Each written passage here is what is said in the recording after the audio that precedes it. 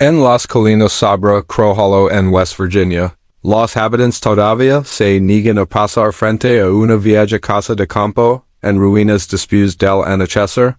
Dicen que la tierra misma recuerda, que la tierra guarda secretos demasiado terribles para desenterrados, demasiado persistentes para olvidarlos. Los registros cuentan parte de la historia. Nacimientos y muertes todos con el mismo apellido, Hartwell, una y otra vez. El mismo apellido apareciendo en patrones que incomodan a los empleados del condado. Matrimonios que nunca deberían haber ocurrido. Niños que desaparecieron de los registros del censo de una década a la siguiente.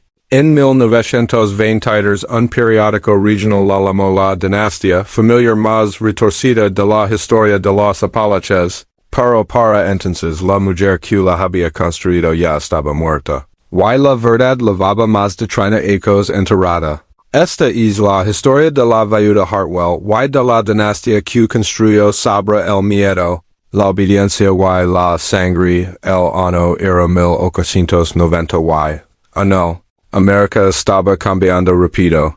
Las luces eléctricas empezaban a aparecer en las ciudades. Los ferrocarriles conectaban rincones lejanos del país. Pero nada de es progreso llegaba a los valles altos de West Virginia. Creó se encontraba encallado entre crestas tan empinadas que el invierno llegaba pronto y se quedaba tarde. El pueblo consistía en una iglesia, una tienda general y quizá 40 familias dispersas por las colinas. Sin sheriff. Sin oficina de telégrafo.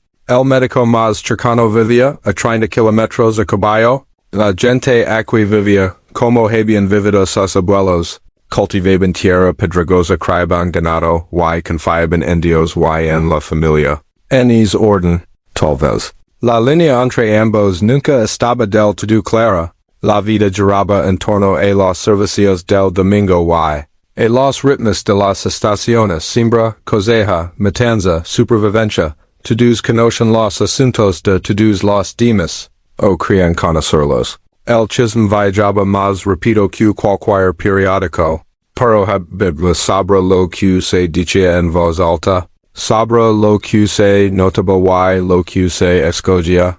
Ignorar. Este era el mundo después de la guerra civil después de que hermanos hubieran luchado contra hermanos y las familias se hubieran resquebrajado por líneas que nunca sanaron del todo. El colapso económico siguió a la guerra. La reconstrucción trajo cambios a algunos lugares pero no aquí. Aquí la gente se aferraba a las costumbres antiguas, a la tradición, al control. Y en este mundo aislado donde la oscuridad del invierno duraba 16 horas y la ley más cercana estaba a un día de viaje. Una sola persona poderosa podía construir un reino, podía dictar reglas que nadie se atrevía a cuestionar. Podía crear un infierno que nadie defiera la guerra. Comprender del todo. Su nombre era Constance Hartwell aunque, para 1891, todos la llamaban simplemente la viuda, había ganado es título cuando su esposo Thomas murió en circunstancias que nunca se explicaron del todo. Un accidente en la granja de la gente. Una tragedia? El tipo de cosa que pasaba en esas montañas. Tenía 42 años cuando Thomas murió. Se quedó sola con 7 hijos de entre 6 y 26 años. Tierra pagada para apenas rentable. Y una reputación como la mujer más devota de Creó. Cada domingo se sentaba en el primer banco con sus hijos colocados a su lado en orden perfecto. Del mayor al menor. Los varones a un lado, las niñas al otro. Nunca se movían inquietos. Nunca susurraban.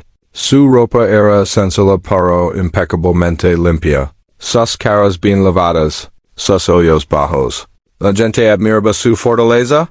Ella mantuvo es lugar en pie sola decían los vecinos ecos después. Crió a esos niños sin un hambre. Nunca pidió caridad. Nunca se quejó. Posee 140 acres de tierra de montana, suficiente para cultivar maíz y tener cerdos, gallinas, una vaca lechera, suficiente para ser autosuficiente, suficiente para tener poder, Pork en crojalo la tierra lo ira to do, significaba que podía soportar un mal ano, significaba que tenías algo que dar en herencia, significaba que tenías voz en las reuniones de la iglesia y en las asambleas del pueblo, para había algo más en Constance Hartwell. Algo que hizo que la gente se sintiera incomodada, un modo que no lograban expresar, la manera en que te miraba cuando hablaba, la manera en que sus hijos nunca le sostenían la mirada, la manera en que las conversaciones se detenían cuando entraba en la tienda general, tenía opinión sobre todo, sobre cómo debían criar los niños, sobre que familias eran piadosas y que ellos se habían desviado, sobre el papel adecuado de las mujeres, de los hombres, de los pastores que predicaban demasiada misericordia y muy poco juicio. Y la gente la escuchaba. Porque estaba educada para ser una mujer de montaña. Porque podía citar las escrituras durante horas sin detenerse. Porque había sobrevivido a lo que debería haberlo roto. Porque temían lo que pudiera decir de ellos dentro de la casa de los Hartwell. La vida seguía un ritmo tan preciso como un ejercicio militar. Los niños se despertaban antes del amanecer. Rezaban juntos de rodillas en el frío suelo de madera antes de que se les permitiera comer. Trabajaban por turnos asignados. Hablaban solo cuando se les hablaba. Los hijos varones trabajaban los campos y cuidaban de los animales. El mayor Thomas Jr. tenía 20 hijos y se la había prohibido cortejar a una chica que había conocido. La madre había considerado a la familia insuficiente, débil espiritualmente. Las hijas cocinaban, limpiaban, cogían y ayudaban en la siembra. Lavaban vestidos que las cubrían del cuello a los tobillos. Transaban su pelo con fuerza. Nunca iban al pueblo sin permiso y nunca solas. Las visitas estaban prohibidas después del atardecer. La familia rezaba junta a las 6 de la mañana al mediodía y a las 9 de la noche.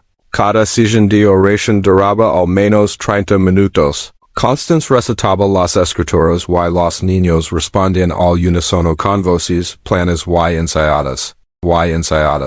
Pero esas eran solo las reglas que se podían ver. ¿Había otras reglas? No dichas pero absolutas. Nunca cuestionar la interpretación que madraje de la Biblia. Nunca hablar con extraños sobre asuntos de la familia. Nunca formar lazos fuera del hogar. Y por encima de todo nunca olvidar que eras parte de algo especial. Algo elegido.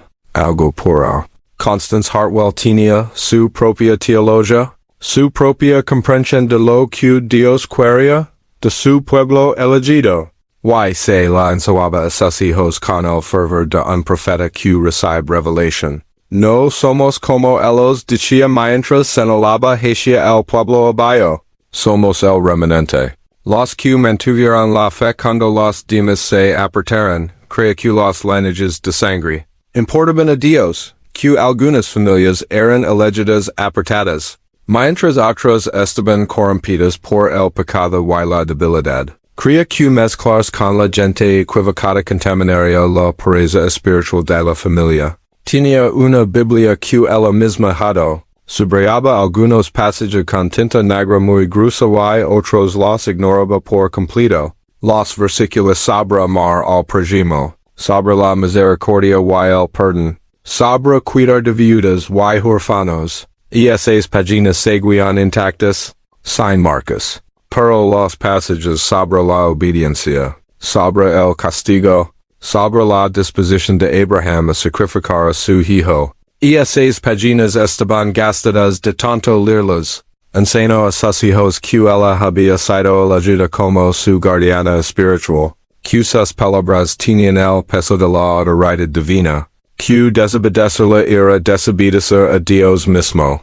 Y lento y cuidadosamente empezó a aplicar. Esa teología a los aspectos más íntimos de sus vidas. Comenzó a decidir quién era digno de casarse con la familia. ¿Qué familias del pueblo habían mantenido su pureza? ¿Cuáles no?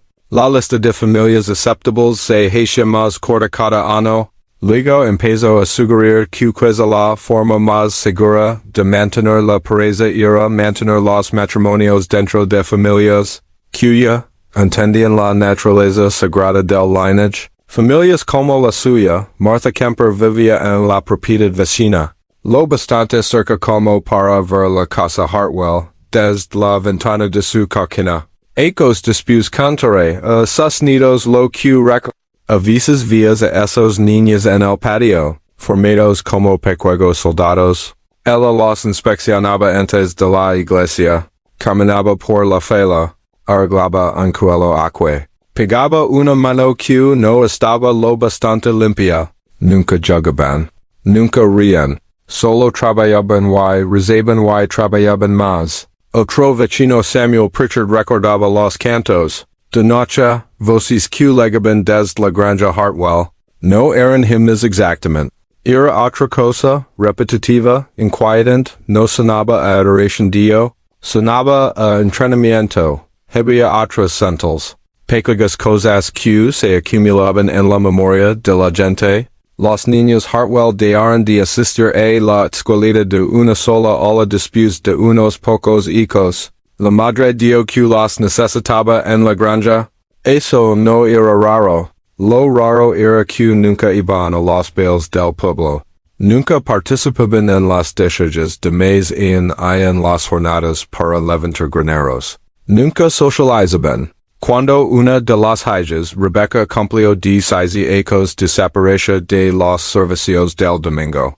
La historia oficial decía que habían mandado a ayudar a una tía en otro condado. Pero nadie recordaba bien que tía. En aquel condado, Rebecca nunca volvió. Unas pocas personas hicieron preguntas. El pastor expresó una preocupación discreta. Pero Constance Hartwell tenía respuestas para todo. Su hija estaba sirviendo a la familia, cumpliendo su deber, siguiendo el plan de Dios. Y al final la gente dejó de preguntar. Porque en Crow Hollow no se metían en los asuntos de otra familia. No cuestionaban a una mujer que podía ser tortura que el propio predicador. No miraban demasiado de cerca cosas que no estaban seguros de que era verdad. Su nombre era Sarah, la segunda hija. Tenía 19 años en la primavera de 1897. Y había empezado a hacer preguntas que nadie en la casa Hartwell tenía permitido hacer. Empezó con cosas pequeñas. Se preguntaba por qué no podían visitar a sus primos en el condado vecino. Por qué madre leía ciertos pasajes de la Biblia y saltaba otros. Por qué el árbol genealógico que madre guardaba en su cuaderno mostraba matrimonios entre personas con el mismo apellido. Sarah había entablado amistad con una joven maestra que se había mudado recientemente a Crow Hollow. Una mujer de Charleston con ideas modernas sobre la educación y el papel de la mujer. Hablaban brevemente después de los servicios de la iglesia. Conversations que seguramente parecen inocentes para todo salvo para Constance. Pero Constance lo ve a todo. Un domingo Sarah preguntó por qué no podían recibir visitas. Por qué su familia era tan diferente. Por qué Dios quería que estuvieran tan separados de todos los demás. La casa quedó en silencio.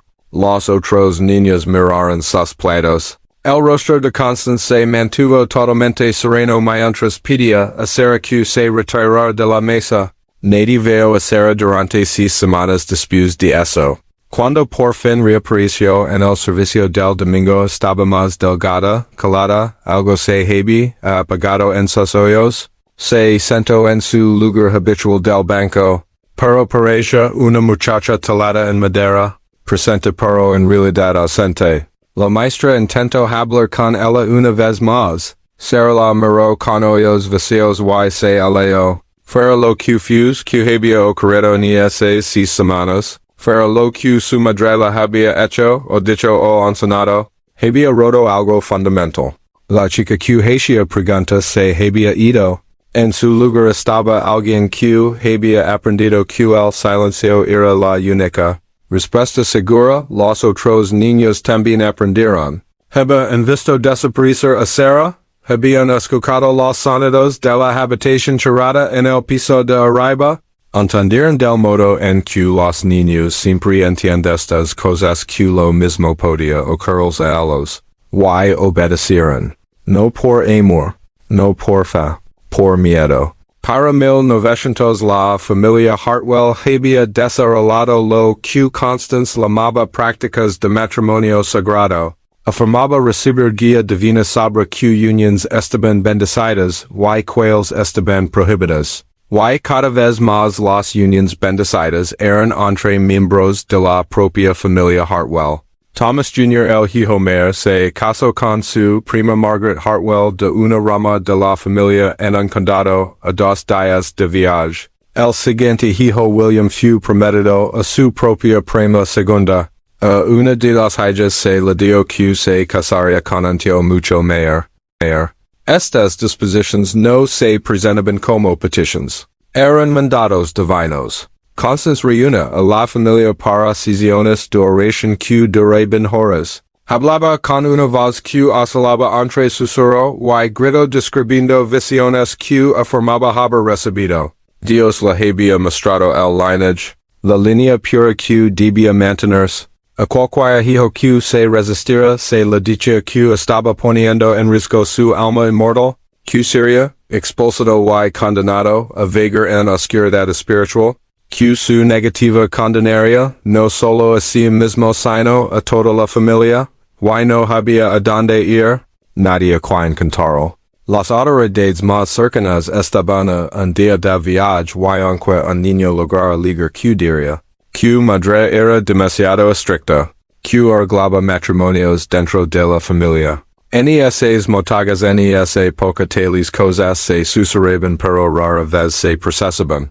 Las comidas se volverán silenciosas. Los niños comían con los ojos bajos temerosos de hablar temerosos de cruzar miradas. Algunos de los mayores habían intentado proteger los pacogos pero Constance siempre estaba mirando. Siempre escuchando. Tenía informantes entre sus propios hijos, los que habían cobrado por completo, los que informarían cualquier conversación susurrada cualquier momento de duda. El hogar se había convertido en un estado de vigilancia con la madre como su monarca absoluto en la primavera de 1902. Sarah Hartwell desapareció por segunda vez, esta vez para siempre. La historia oficial decía que se había ido a Pennsylvania a trabajar como sirvienta doméstica, una buena oportunidad cristiana para una joven. La familia la echaría de menos por supuesto pero era la voluntad de Dios. Pero Sarah nunca había mostrado interés en irse, nunca había hablado de Pennsylvania. Y, a pesar de las garantías de Constance de que llegarían cartas nunca llegó ninguna. Algunas personas del pueblo lo notaron. La maestra que se había hecho amiga de Sarah hizo preguntas. ¿A qué parte de Pennsylvania? ¿Para qué familia trabajaba? Podían dar una dirección para escribirlo. Constance tenía respuestas pero eran vagas. Pittsburgh quizí, o algún lugar fuera de la ciudad. No recordaba muy bien el apellido de la familia. Los detalles llegarían con el tiempo. ¿Nunca llegaron? 22 ecos después en 1925 cuando la propiedad estaba siendo inspeccionada para una posible venta los trabajadores. Descubrieron algo al borde del bosque. Una hendidura en la tierra que no parecía natural. Al investigar encontraron una tumba. No, una tumba marcada con una lápida adecuada. Solo un entierro poco profundo con un marcador de madera podrida. La madera estaba demasiado deteriorada para leerse pero la colocación era deliberada. Alguien había enterrado un cuerpo allí. Había dicho las oraciones que consideró necesarias. Y había guardado el secreto. Se llama Alphonse del Condado. El cuerpo fue exhumado. Mujer joven enterrada en las décadas previas. Los huesos mostraban signos de desnutrición y lo que Alphonse llamó delicadamente estrés físico prolongado, comenzaron a buscar, en el resto de la propiedad, y encontraron más. 4 tumbas más escondidas en distintos rincones de la granja de 140 acres. algunas marcadas con madera podrida. Otras completamente sin marcar encontradas solo porque la tierra había asentado de manera diferente. Ninguna de estas tumbas aparece en los registros funerarios de la iglesia. Ninguna tenía certificado de defunción. Para el mundo exterior estas personas simplemente se habían ido. Hasta hoy nadie sabe cuántos murieron en esa tierra. El conteo oficial fue 5. Pero la propiedad era enorme, la investigación incompleta y para 1925 todos los que podían haber sabido la verdad estaban muertos. No querían hablar. Sarah Hartwell nunca fue identificada oficialmente entre los cuerpos. Pero nunca volvió a ser vista después de la primavera de 1902. Y la maestra que había sido su amiga pasó el resto de su vida convencida de que sabía exactamente dónde estaba enterrada. Sarah, en 1906 un nuevo pastor itinerante fue asignado a Crow Hollow. Su nombre era el reverendo Marcus Holbrook y era joven educado y profundamente comprometido con el movimiento del evangelio social que varias iglesias progresistas. Noto cosas. Noto que los niños Hartwell parecen desnutridos a pesar de la evidente estabilidad económica de la familia. Noto que se estremecen cuando su madre se movía de pronto. Noto que la asistencia a los servicios fluctuaba de maneras extrañas. Niños presentes un mes ausentes al siguiente con explicaciones vagas. Comenzó a tomar notas. A documentar preocupations. Escribió a la C del condado preguntando sobre procedimientos legales para investigar posible negligencia infantil. Consultó a un abogado en Charleston acerca de la legalidad de matrimonios arreglados entre parientes cercanos. Intentó hablar directamente con los niños. Ellos se negaron. Intentó visitar la granja. Constance lo recibió cortésmente y no le mostró nada más allá del salón delantero. Elevó sus inquietudes ante la junta de la iglesia los hombres que tomaban las decisiones. Le dijeron que se detuviera. Ella es un pilar de esta comunidad dijeron. Ha pasado por dificultades. Usted es nuevo aquí.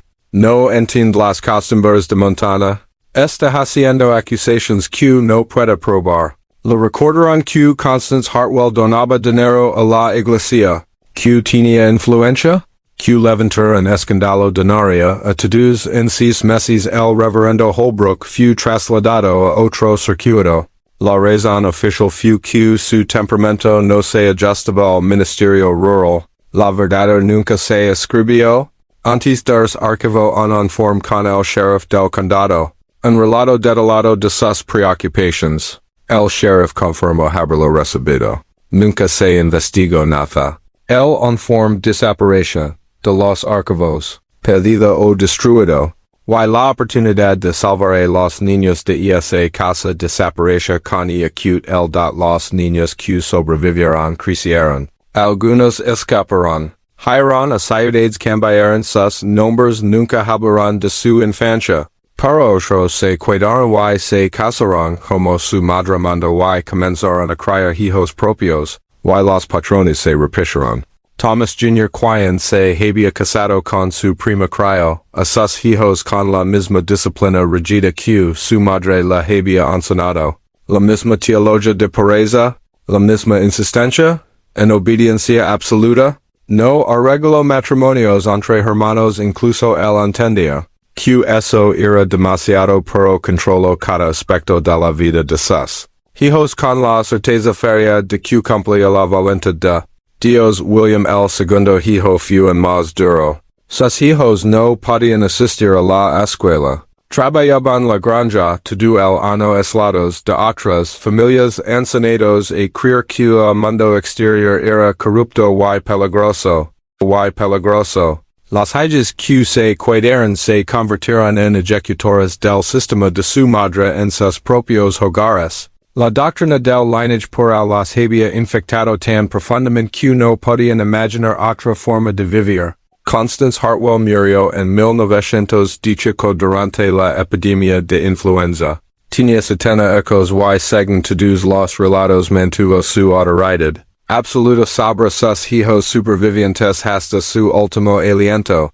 Sus ultimas palabras segnalae na familiar fueron instrucción sobre que nido debía casarse san cual, pero su muerte no acabó con el sistema que había creado, se había vuelto más grande que ella, una tradición, una herencia familiar, una maldición pasada de generación en generación, en 1923 un joven periodista de Charleston. Via a Crow Hollow para escribir un reportage sobre la vida tradicional en las montañas, lo que encontró en cambio se convirtió en noticia de portada en todo West Virginia. Había entrevistado a varias familias recogiendo historias sobre prácticas agrícolas medicinas, populares y religión antigua. Luego alguien mencionó a la familia Hartwell, la forma en que vivían.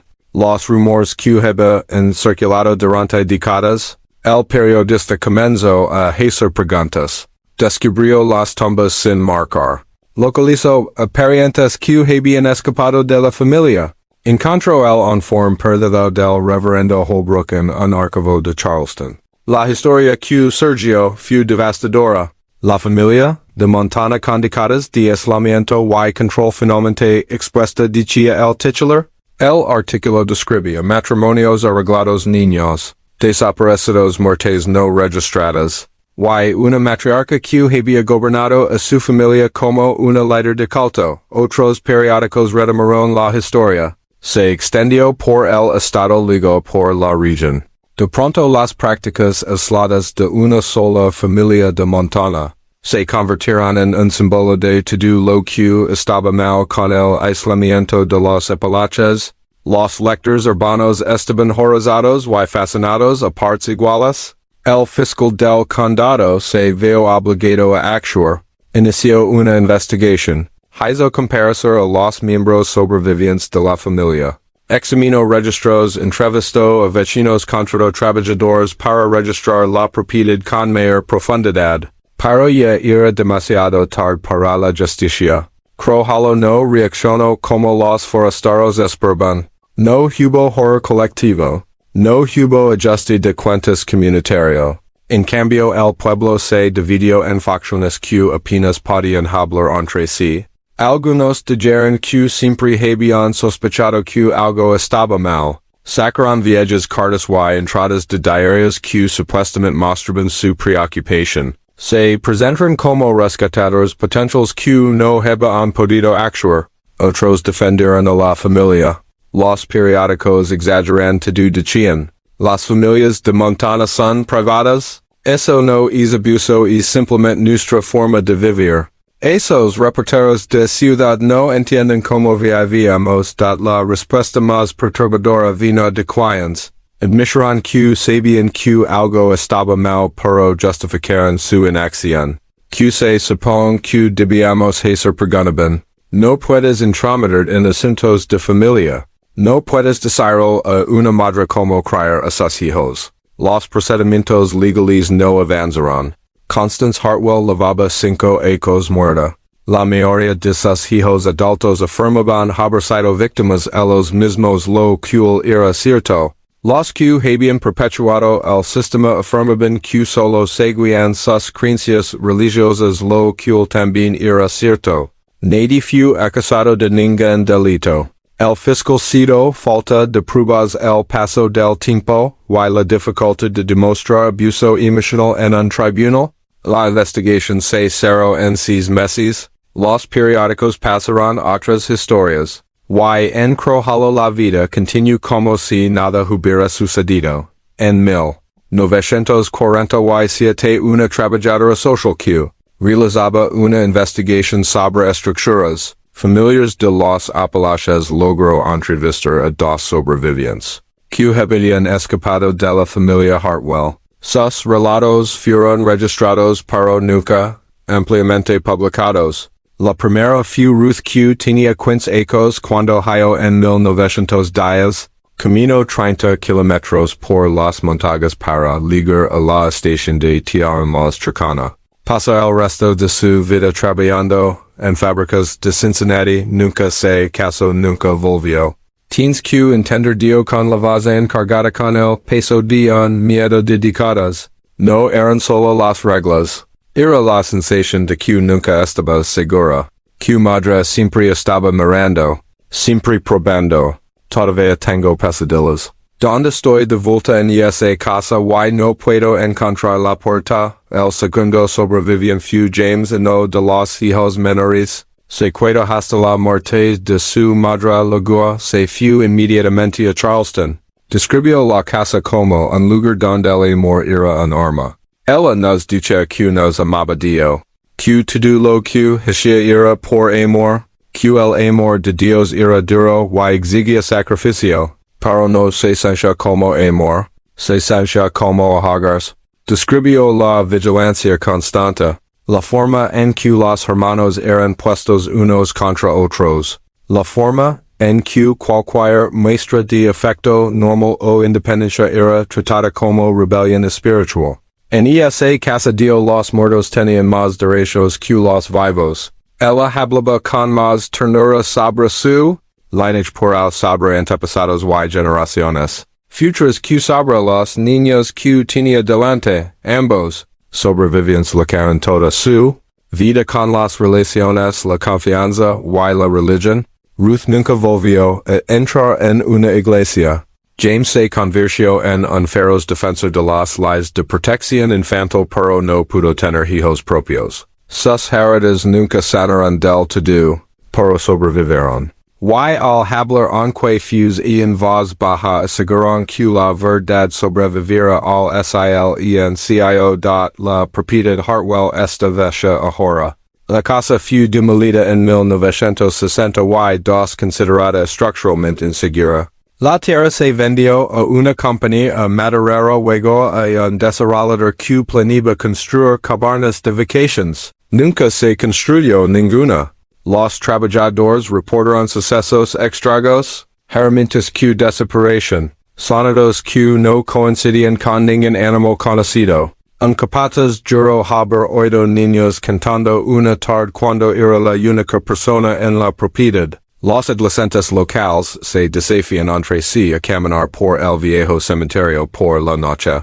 La mayoría se da vuelta. Dicen que el aire allí se siente pesado. De algún modo incorrecto, los agentes inmobiliarios han aprendido a no mencionar la historia de la propiedad al mostrar terrenos en la zona. Pero de algún modo la gente siempre se enora, y las ventas siempre fracasan. La compañía maderera en la posi. ¿Es mucho que cortarás árboles valiosos? Ahora solo está ahí esperando. Algunos de los viejos de Crow Hollow dicen que la tierra está maldita. Otros dicen que eso es superstición. Pero incluso los escépticos evitan el lugar después del anochecer. Por crezo no, las maldiciones algunos lugares guardan memoria. Algunas tierras recuerdan lo que se enterró en ellas. Algo de su aire recuerda el sonido de niños llorando. ¿Y esta tierra recuerda? La familia Hartwell no era única. Esa es la verdad más perturbadora de esta historia. A lo largo de los Apalaches. A lo largo de la América rural. A lo largo del mundo. Siempre han existido familias así. Hogares aislados donde una sola persona acumula poder absoluto. Donde la religión se convierte en herramienta de control y no de consuelo. Donde frases como valores familiares y pereza ocultan décadas de abuso, los detalles concretos cambian. A veces es un padre en vez de una madre. A veces es control económico en vez de doctrina religiosa. A veces es un complejo en Texas, o una granja en Pennsylvania, o un piso en una gran ciudad. Pero el patrón sigue siendo el mismo, aislamiento, control, una doctrina que coloca la autoridad del líder por encima de todo. Y una comunidad que sospecha pero no actúa de la historia de los Hartwell. Nos muestra lo rápido que el silencio se vuelve complicidad. Lo fácil que es para la gente decente justificar la inacción. Como los sistemas diseñados para proteger a los vulnerables pueden fallar cuando dependen de que alguien se atreva a hablar. El reverendo Holbrook lo intentó. La maestra lo intentó. Pero eran voces individuales contra un muro de indiferencia institucional y negación comunitaria. Esta no es una historia sobre monstruos. Constance Hartwell era un ser humano moldado por su propio trauma, por sus propias creencias, por su propia necesidad de control en un mundo que le daba muy poco. Eso no excusa lo que hizo, pero explica cómo fue posible. Why nos recuerda que siempre que una persona se convierte en la voz incuestionable de Dios dentro de un hogar, siempre que la privacidad familiar se considera más sagrada que la seguridad de un niño, siempre que las comunidades eligen la comodidad en lugar del valor, historias como esta se vuelven posibles en las colinas sobre creó en West Virginia. Las lápidas del cementerio todavía se alzan torcidas y cubiertas de musgo. La casa de campo ya no existe, pero los cimientos siguen al del bosque los vi reclamando poco a poco. La iglesia don Constance Hartwell se sentaba cada domingo en el banco del Enterró cerró en 1978. El edificio es ahora un centro comunitario. Nadie habla ali de la familia Hartwell. El apellido sigue existiendo. Descendientes dispersos por todo el país, muchos sin saber que tienen un vínculo con esta historia. Algunos sí lo saben y cargan con su peso. Otros lo han olvidado o han elegido olvidarlo. Pero la tierra recuerda Constance Hartwell murió hace más de un siglo.